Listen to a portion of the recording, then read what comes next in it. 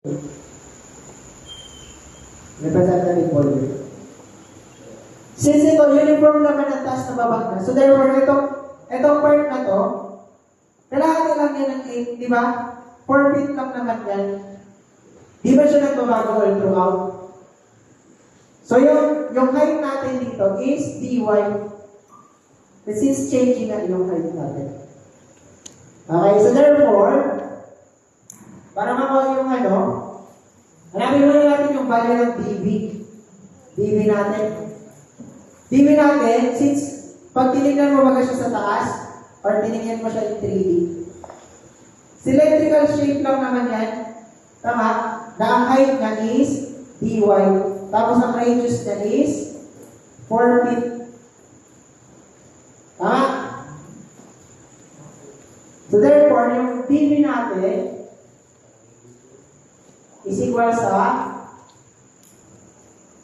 since cylindrical lang naman, so area of the base times height. So area of the base natin is pi r squared, tama? Times ang height natin is dy. Or in this case, pi times 4 squared times dy. So ito na yung dv natin. Tapos, para mahanap yung amount of work natin, ay, ito pala. Itong distance na to, galing dito. Ito yung magiging y natin. Kasi, i-consider natin ito as 0. Parang rate of light. So, ito yung x natin. So, ito yung h natin. Itong h, ilan yan? So, ito 9 feet plus 1 feet. 1 foot. So, 10 feet na to lahat. Galing dito hanggang dito. 10 foot na lang. So, therefore, ilan to height na to? 10 minus y. So therefore, ito yung magiging h natin. Tapos ano pa kailangan natin? Work is equals to summation ng gamma h dv. Tapos, yung height natin, di ba, from bottom of the top is, siyempre 0. Top of the top, ilan?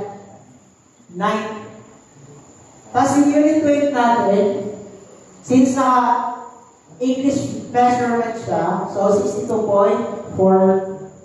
So 62.4 pounds per cubic feet. Tapos yung h natin, 10 minus y. dv natin is 5, 4 squared dy. So therefore, amount of work is equals to, okay, sa solution nyo, alisin nyo naman na yung pi, kasi sasagot kasi walang pi, ay may pi. So pag nilagay nyo sa calculator nito lang, alisin nyo yung pi.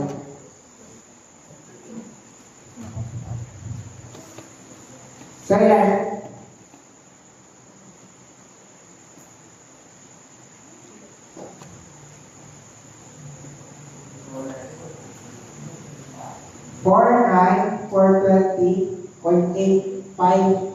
Tapos, yun yung amount of work is pound feet. So therefore, that in-approximate lang na for 21.5 pound feet. Kasi nasa doon, yung tahimik nyo na.